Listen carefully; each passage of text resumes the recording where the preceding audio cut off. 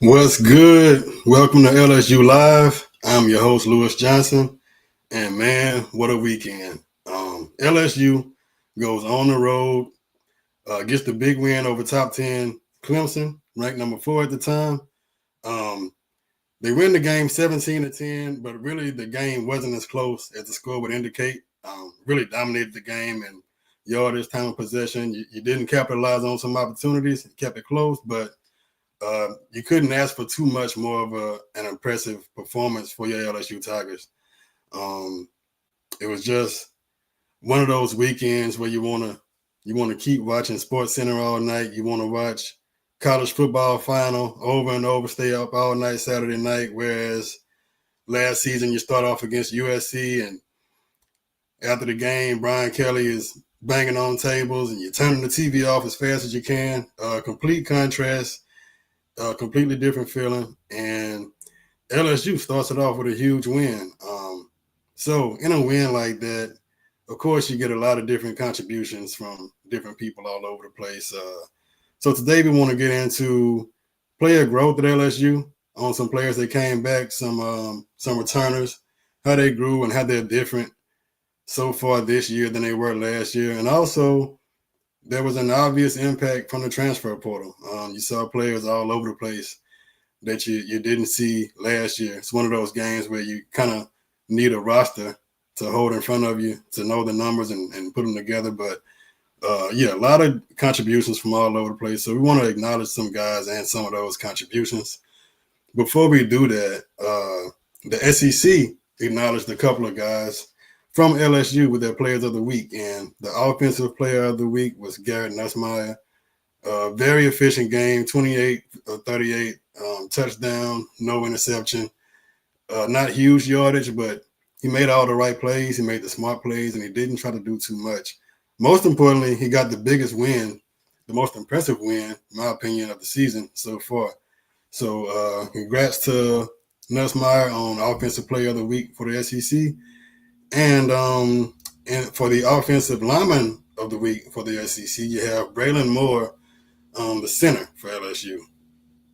Leading up to this game, we had a lot of talk about that defensive line, and especially Peter Woods, the defensive tackle, who's celebrated, and for good reason. The dude is good. You didn't hear a lot about Peter Woods on Saturday night, and a big part of that is because of Braylon Moore. Moore was probably the most solidified guy, other than Tyree Adams, probably running neck and neck for guys who you knew you could count on going into the season, and he lived up to his reputation. So congrats to both of those guys on getting named Player of the Week in the SEC. Now that we've given those guys credit, let's give them some more credit. We're going to talk about the growth of the returners on this LSU team, and who better to start with than Garrett Nussmeier. Nussmeier, again, 28 38 for 230 yards. So that 230 yards, it won't pop off the screen. It doesn't say, "Oh wow, let's get this guy the Heisman right now." But it was an efficient 230, and the most encouraging thing about that, as a follower of LSU, is you got a huge win, and Nussmeier didn't have to go above and beyond. He didn't have to put the team on his back. He just had to make the plays when they were there, take care of the ball. That means you got a good run complement. So good game for Nuss. In some ways that you saw some growth from him was his patience. Like I said, he took care of the ball. He was very patient. You can say a lot of things about the Nuss of last year. One thing that you couldn't say was he was a check down Charlie. It was a guy that was probably too aggressive at times. But he was satisfied to just take what the defense gave him, and he didn't wait too long. He didn't keep looking down the field and scanning the field. He looked. If it wasn't there, he dumped it off, lived to see the next play. It's pretty encouraging. Timeouts. Timeouts might be a sore spot for you when you see him burn 3 in the first quarter. It's not ideal. I get it. But last year, you had a situation late in the USC game where Nussmeier should have called a timeout. The offense wasn't really sure of what they were doing, and he just ran the play and kind of wasted the play on a drive where you had to have points. So that shows some growth, and that's just some maturity that comes with experience. You're glad that he's growing with that experience because it's not a given. You can't take that for granted. They don't always do. Um, Reading coverages and making quick decisions.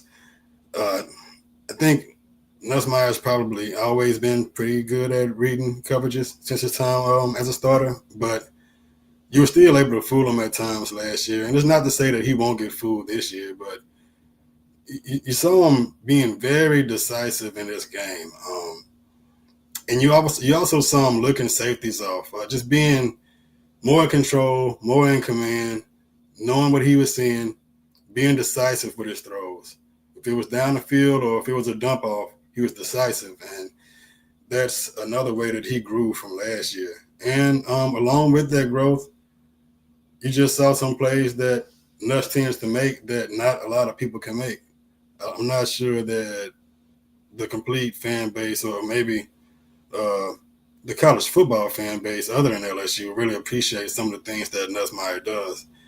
We talk about how he performs in tough games. Where in some of those tough games last year, too much was put on Nussmeier. I don't care who you are, you got to have some kind of run compliment. But some of the examples of throws that he's in that elite percentage of quarterbacks who can make these type of throws. Uh, the one where he's rolling out to the right and it's possibly an ill-advised throw, but he knows he can make it. Throws across his body and he gets the big first down. That's just it's not normal for one to have the confidence to make that position that make that decision, but it's even less normal to throw that ball accurately. Um, he's rolling out to the right. Obviously, he's off balance. Doesn't have his feet under him. Throws it across his body. He leads him, but he doesn't lead him into a defender to get his head knocked off. It was just a very impressive throw. Um, Maybe his most impressive throw of the night was the Varian Brown touchdown. That was great coverage on that touchdown. And I know what the ref said. I don't care what the ref said. That was a touchdown. My whole life, when you get the ball and you cross the pylon, it's a touchdown. And whatever happens after that, it doesn't matter. If he drops the ball, really, he can do whatever he wants to do after crossing the plane. It's still a touchdown. So I don't know how you overturn that. If the guy wants to take his glove off and slap the referee, you can give him a penalty, but it's still a touchdown. But yeah, that's enough of that rant. But that throw was incredible. You didn't have a lot of separation. It was also a great catch. Brown beats the guy, gets a step on him. He kind of brings it in with one hand, and he brings it to his body with another hand. Awesome catch, awesome play. It was a spectacular play, and it was a shame that it got taken off the board. But the good thing is it didn't end up costing LSU the game. So those are some ways that Garrett Nussmeier has grown since last year, and it's got to be pretty encouraging because he had a good game, but you didn't really see the complete wide receiving core go off. So defenses kind of tend to be ahead of offenses early in the season. So you got to expect that this offense is going to get even better. And don't get me wrong, they were going against a very talented defense anyway. So I don't want to take anything away from Clemson. But this LSU offense is going to be better and better as the year goes on. Speaking of that balance to where Nussmeier didn't have to do everything, Caden Durham. Caden Durham is the next guy we're going to talk about as far as his growth from last year. He came in as a freshman. Sure, everybody knows by now. He took over that starting job as a running back. Very impressive kid, and Durham is even better this year. Durham is so patient at the line. You see him kind of press the line. He doesn't get in a hurry. You tend to forget he's still a true sophomore. But Durham presses the line. When he sees it, his acceleration is top tier. He puts his foot down and he hits the hole, but he doesn't get ahead of himself. He's also a good receiver. He made multiple catches out of the backfield that, for one, it kept LSU ahead of the chains and make that second down or that third down a little bit easier. But it also keeps that defense honest the way you can't just tall tale to the quarterback. You got to watch out for that running back too. It's not just who's going down the field. So he was a good outlet, a great outlet for Nussmeier in this game. And he had some pretty clutch catches to keep him ahead of the chains. Talking about that patience and that vision as far as his growth, he sees the cutback lanes very well. He sees them early. I think on a lot of these runs, even though he might start off one way, he kind of knows ahead of time that he's going to cut it back against the grain. And you saw multiple examples of that during the game. We start off with a zone, outside zone to the right, and he cuts it back. He killed Clemson with those runs. Absolutely killed him over and over. You had at least one big one that got called back for maybe 10 yards or so, but he was very good at seeing that cutback lane, being patient enough for it to set up, and then taking it when it was there. I talked about leading up to this game about how the running back's effort was going to have to be complete. They were going to have to run, pass, and protect the passer. Run, catch, and protect the passer, but he was also good in pass pro. He had some critical passing plays where Durham saw who was coming and made the block. It's one thing to see it, but you also got to execute.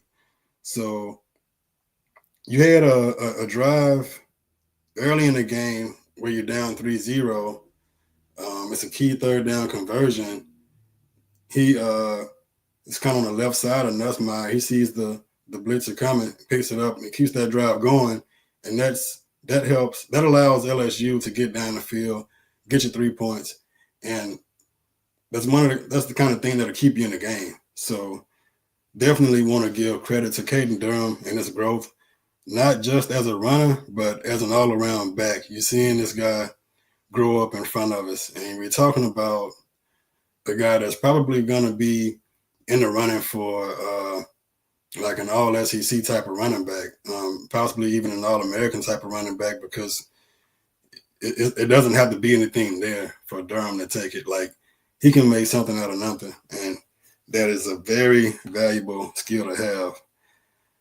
And how can we talk about returners without talking about Harold Perkins?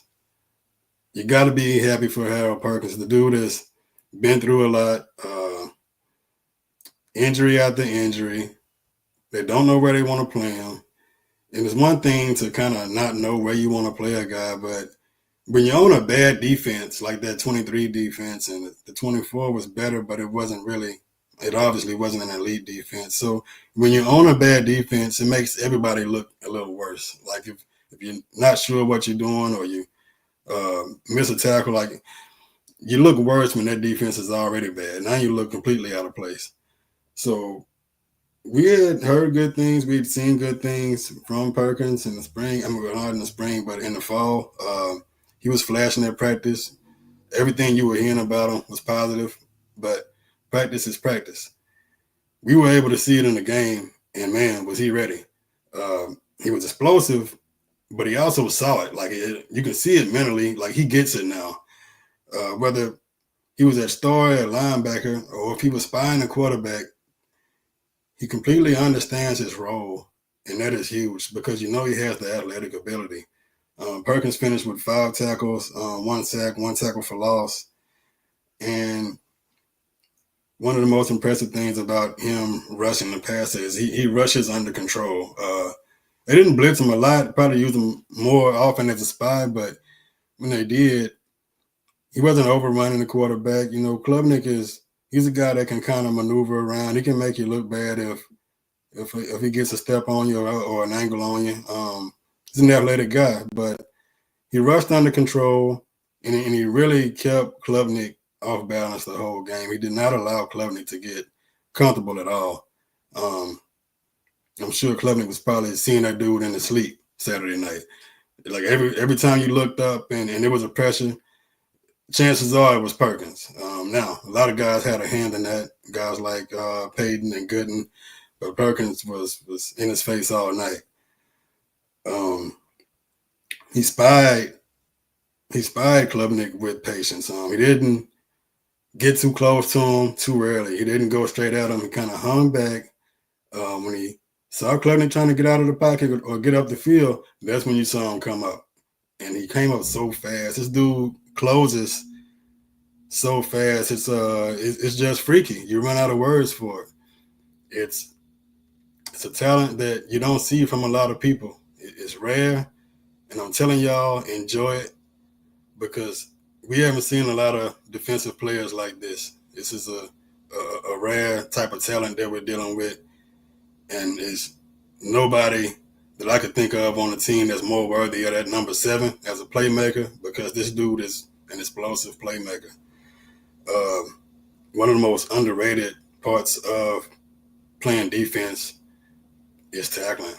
It sounds dumb, but it's underrated. People don't talk about tackling. You talk about size and weight and speed and all that. And we've known that Perkins was an athletic freak for 3 years now. But he get out there and miss some tackles sometimes. Whether he was in a rush or he was taking a bad angle or whatever, he wasn't really a sure tackler in space.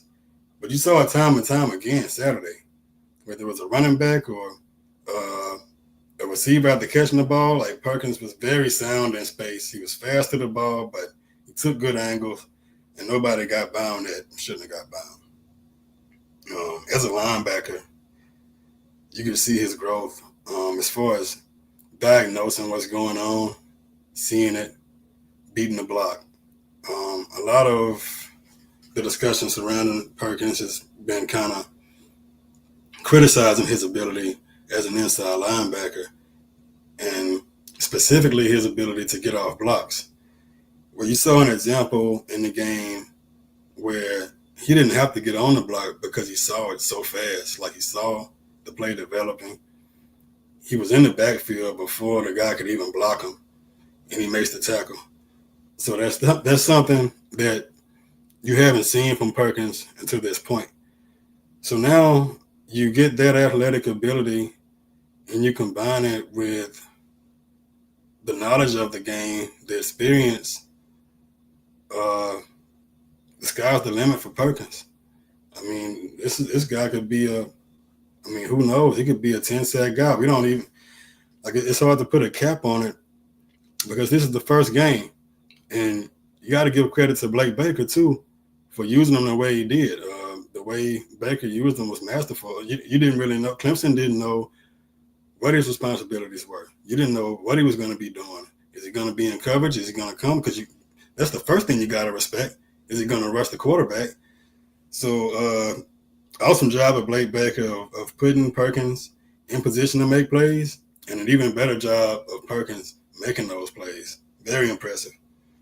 And we can't stop at players when we're talking about growth of the returners because we got to talk about coaches too. We got some young coordinators who kind of took some criticism, they took some heat, and they took their lumps. I'll admit it wasn't a perfect year. Now, they weren't put in perfect circumstances, so I think expectations sometimes can be a little off. But anyway, Blake Baker and Joe Sloan, and so talking about Perkins, we're just going to start with Blake Baker. Excellent job. From the first snap, the whole game, it's hard to really come up with a reason to criticize anything he did. Blake Baker was on it. He's finally got the pieces to work with, and he is turning them loose. One of the best things you can do as a coach is just let your guys play. Don't have them overthinking. Don't get too exotic. Just let them play. Turn them loose. You got athletes. Let them do what athletes do. And man, did he do it. He's got guys that can cover, so he feels free to blitz. And he turns them loose. I think he blitzed maybe 65% of the time. It was something crazy like that. It could have been even more than that. But, yeah, Baker has really grown as a defensive coordinator. You could see some improvements last year. But this year, obviously, you look like an elite defense. This could be the best defense in the country when you think about what they did to Clemson. Clemson didn't look great Saturday, but they looked great against everybody else last year. So what's playing against a real defense? They held Clemson to 31 rushing yards to start. So this is a big time offense, veteran laden offense, an offensive coordinator that came back. You held them to 31 rushing yards, so now they're completely one dimensional. They were 3 of 13 on third down with a veteran quarterback who started multiple years and is projected to go in the first round, in the top 10 of the first round. And you hold this guy to 3 of 13 on third down.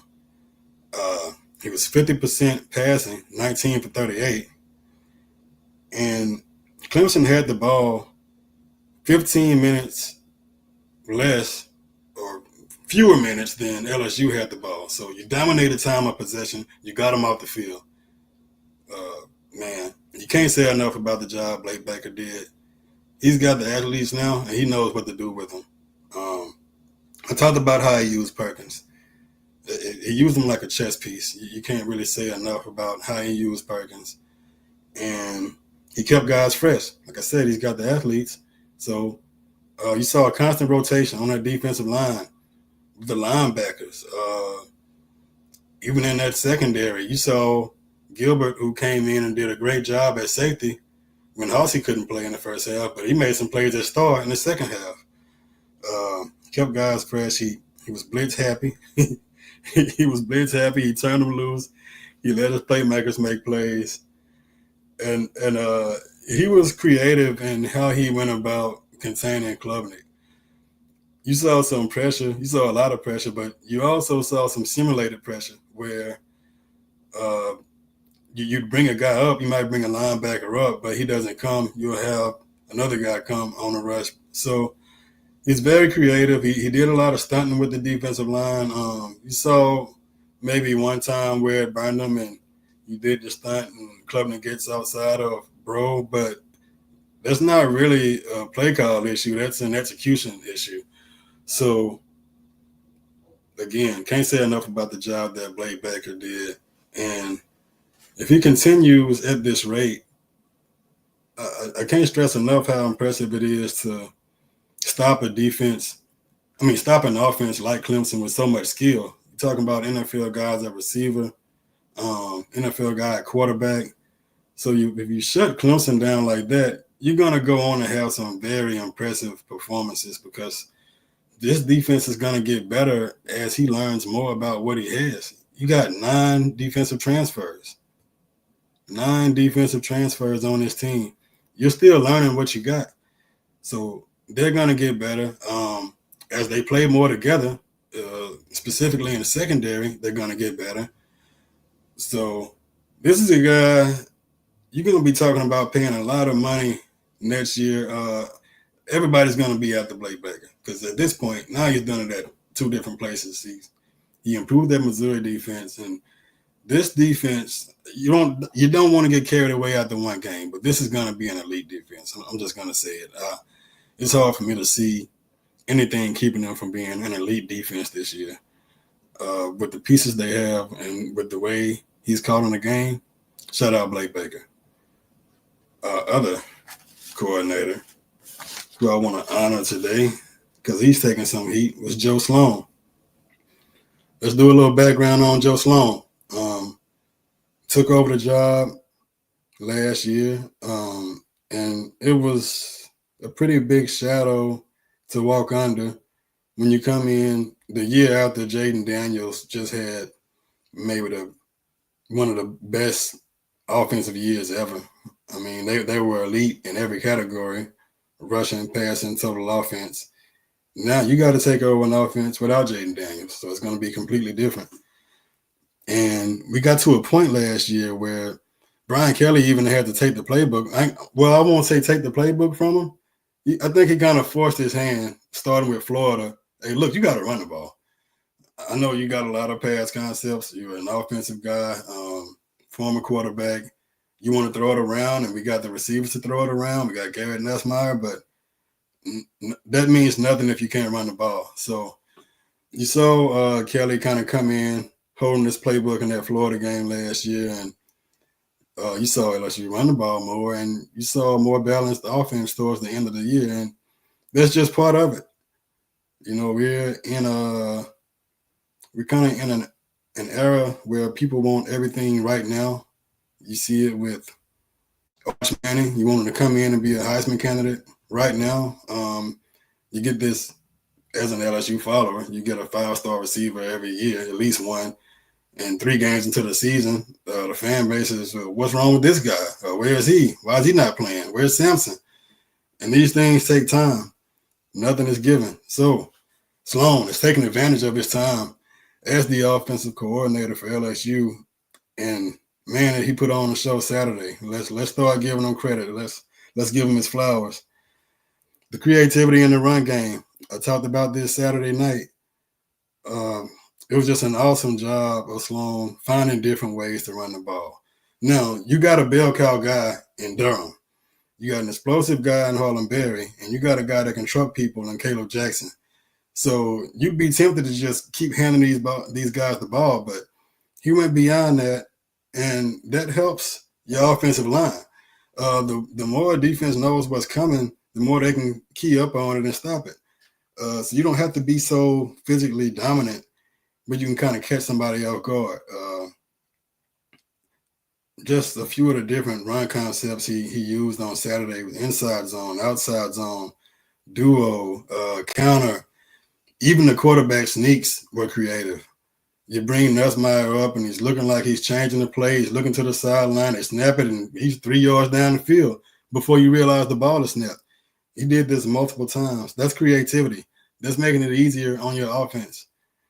Don't wait around until it's 2 seconds left on the play clock to try to sneak it up the middle. Why make it hard? Shout out Joe Sloan for that. The screens were very creative. It was some stuff that you don't really see often. You're putting guys in motion. You're thinking that your lead blocker is going to lead block. No, he's getting the ball. And that messes with the eyes of your defensive backs. Very creative and some innovative stuff going on from Sloan. Threw in a shovel pass. It didn't work, but now look, that's something you got to worry about. If you're scheming up against LSU, you got that in the back of your head. Hey, this guy might throw a shovel pass. We don't know what he might do, especially when Jawan Johnson's on the field. The biggest part of this whole game for Joe Sloan was he stuck with the run.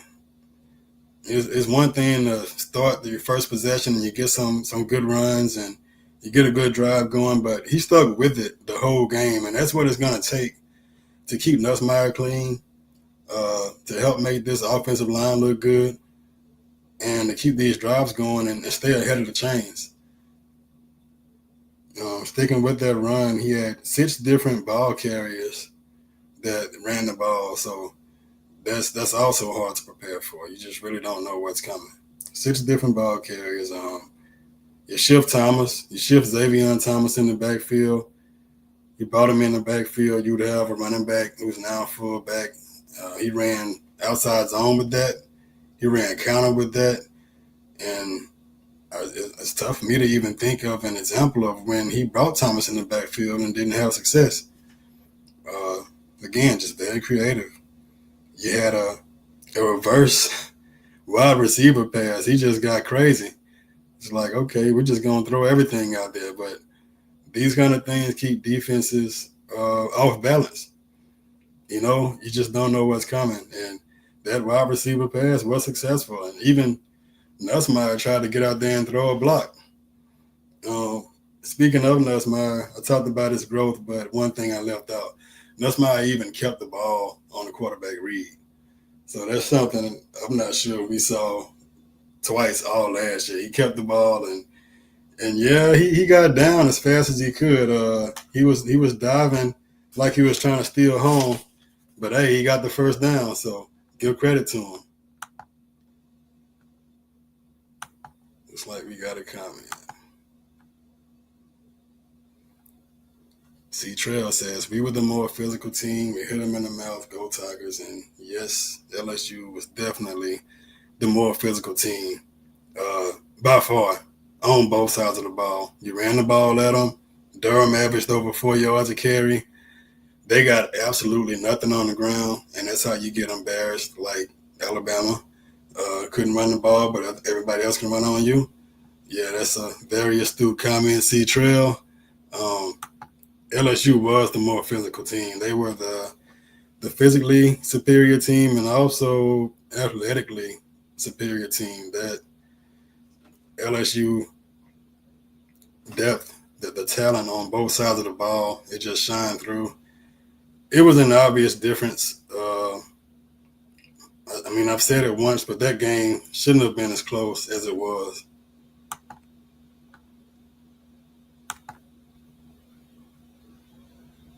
So we talked about the growth of your returning players, the growth of your coordinators, and I want to make sure that I gave those guys credit. But you also got some very valuable contributions from the transfer portal. And these guys came in ready. These are some veterans. These aren't guys that had to come in and learn. They were ready to go. You talk about Halsey. He didn't even play in the first half, but you couldn't tell when he came in because he knew where to be, and he made his presence known in that second half. But you also had some guys that weren't quite as celebrated as like an AJ Halsey or Mansour Delane. Guys like Patrick Payton, who I'm not sure if Payton was even listed as a starter, but that just goes to show that starters on this team, especially on defense, is not going to mean much. A lot of guys are going to play. You'll have guys who might be listed as second on the depth chart who will play more than a guy who's listed as a starter. So we just want to run through a few of them, throw some credit around, starting with Patrick Payton. Payton tipped the first ball thrown in this game on the first possession for Clemson, and he got that 6'5" frame up there, tipped the ball. That's the kind of stuff that stunts the drive. He was also, pretty disruptive as a pass rusher. But that was a good way to start the game, set the tone. Speaking of him as a pass rusher, a lot of times you can kind of pigeonhole guys. You can say, well, he had 14 tackles for loss, so, he's an explosive guy. He can get in the backfield, but he's not really a run stopper. He's more of a pass rusher. But we got one example of him showing just how versatile he is. He had a chance for Clemson to convert a third down. They double team Payton. You had a running back along with the tackle over there. He beats the double team. I don't think the running back even got a hand on him and makes the tackle for no gain. And that's a big play. It's a big play because it shows that he's a complete player, but sometimes you have instances in games where somebody just has to make a play. It might not be schemed up in your favor. You might not have the best matchup. He's got two guys on him, but he still beat the double team, made the play. That's a sign of a winning defense. Bernard Gooden. We expected big things from Gooden. After the fall, I'll admit, after the spring, I'm like, man, you're going and getting this D tackle from South Florida. What's he's done? We just recruited like 5 D tackles. You got 2 freshmen coming back. Well, Saturday, he showed you why LSU went and got him. Gooden was in the backfield the whole game. You saw Gooden and McKinley getting up the field, play after play. Very, very disruptive. He started the game along with McKinley. So even though I said, it doesn't mean so much about who's starting, it's still an accomplishment when you got a guy like Ahmad Bro who started last year. You got Jacoby and Guillory, who's not just a guy that's been around. This is a guy that can play. You beat those guys out. So yeah, he starts the game, very disruptive. He's in the backfield the whole game. He had a key moment for Gooden. You got a drive in the second half. Clemson got the ball back in the second half, and they're driving, and they've got a chance to go up 2 scores because LSU, of course, passed on points leading into the half and tried to go for it. So Clemson is driving. You get a third down, and you get a pass rush from guess who? Bernard Gooden. Gooden gets in Klubnik's face, makes him throw the ball away. That's the end of that drive. So he definitely made his mark on that defense, and he'll be a difference maker for this team. I talked about AJ Halsey. Thanks to Dabo Swinney and his snitching ways, Hossey couldn't play in the first half. He went to the NCAA, and this guy he shouldn't be playing. So anyway, Hossey couldn't play in the first half, but shout out to Jordan Gilbert. He came in and did a good job in his place. When he came in, he was ready.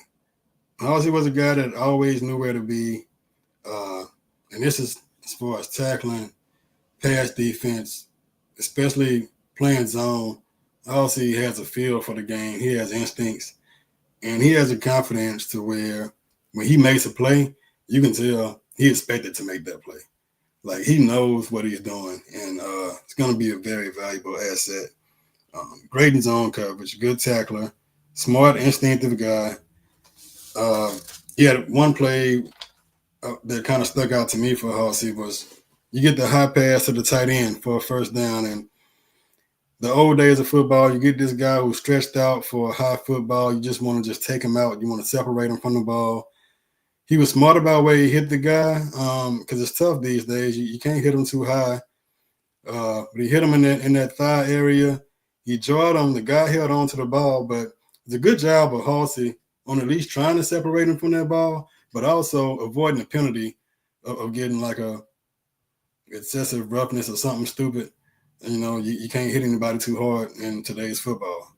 So Hossey was very valuable in that second half for LSU.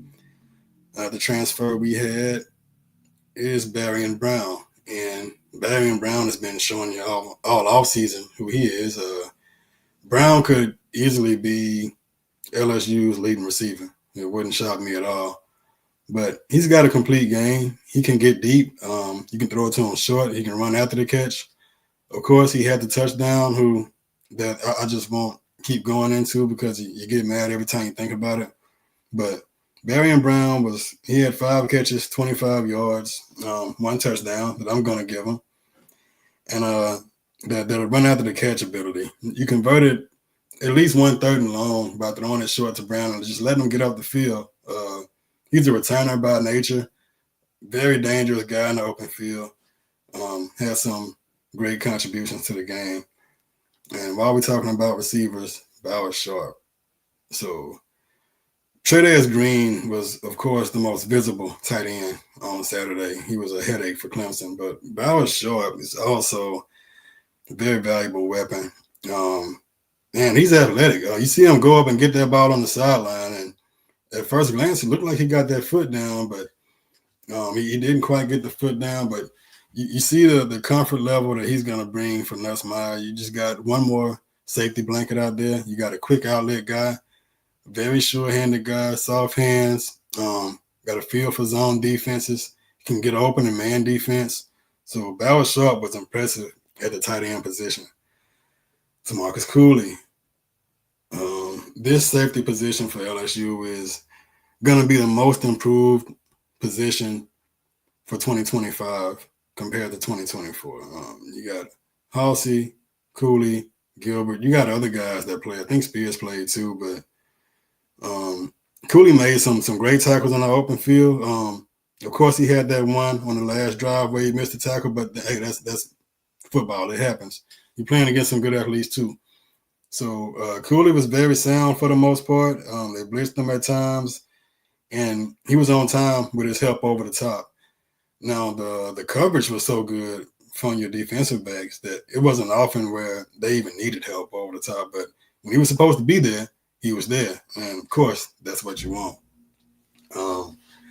Your most important transfers are going to be Braylon Moore on offense and Mansour Delane on defense.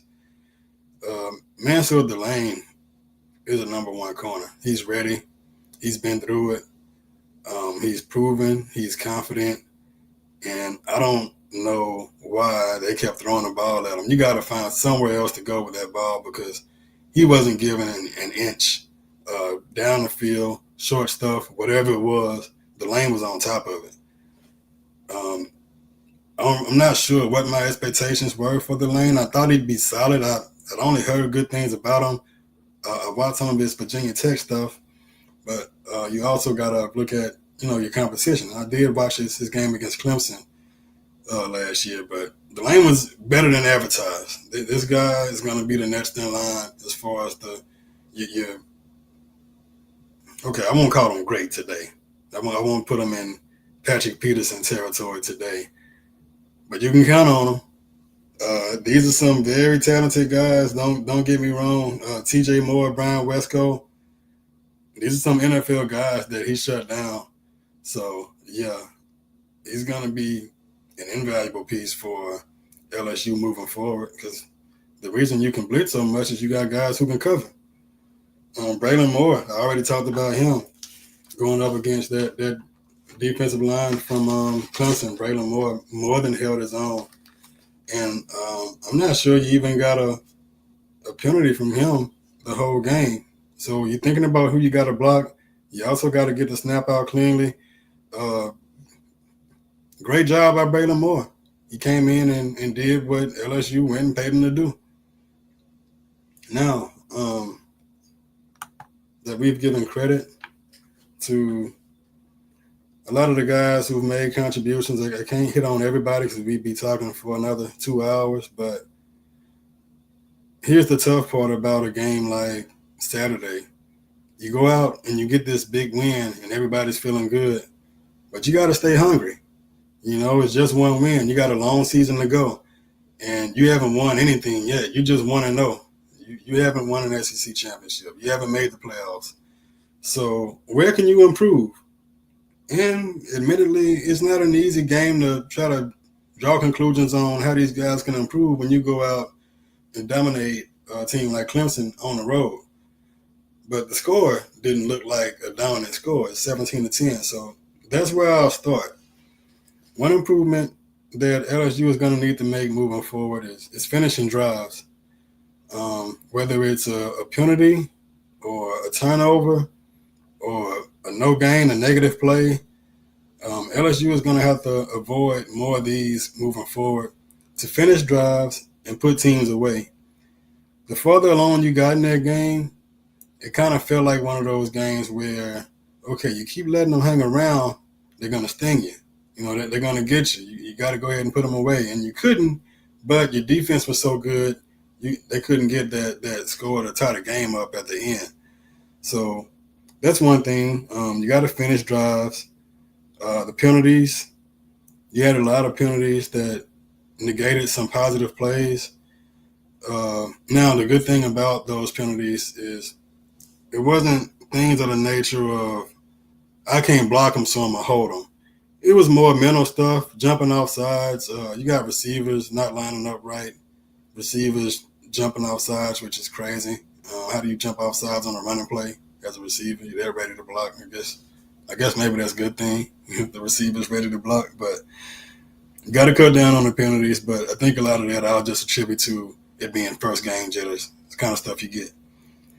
Your ball security. You had 2 turnovers, which is another reason you couldn't put this game away. Like I said, Saturday night, one of them, was a 4th down play.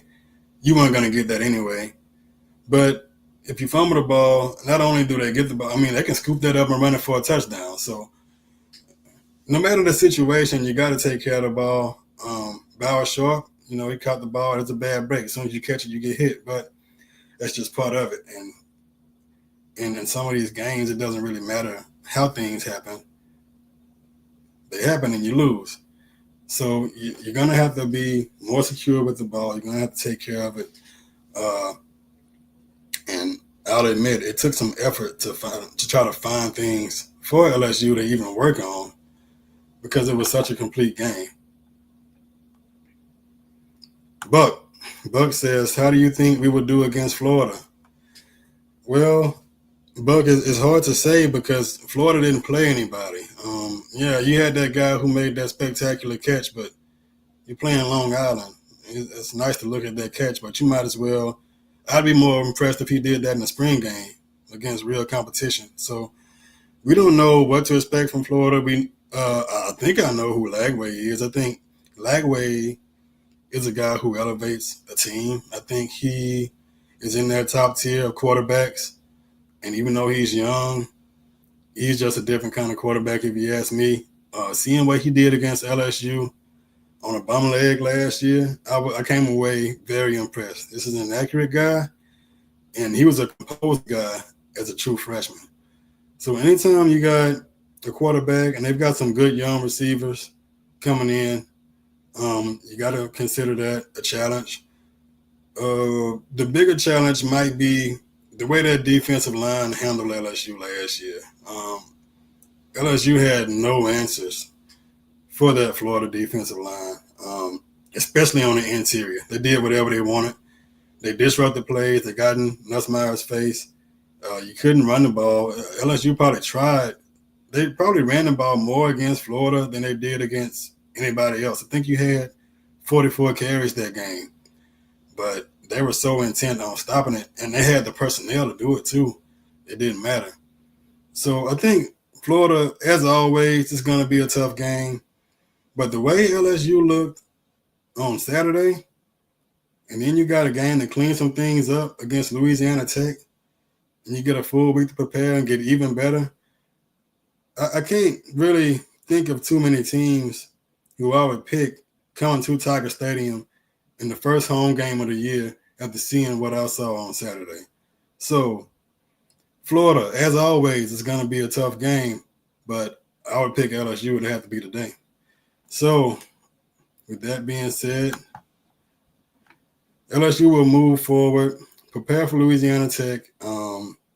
You got a 24-hour rule as a team, and they won't hop on this game. Lucky for me, I'm not part of the team.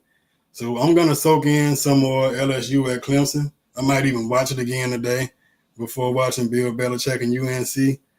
But as always, y'all, like and subscribe, share, like and subscribe some more, comment. I'll see y'all next time.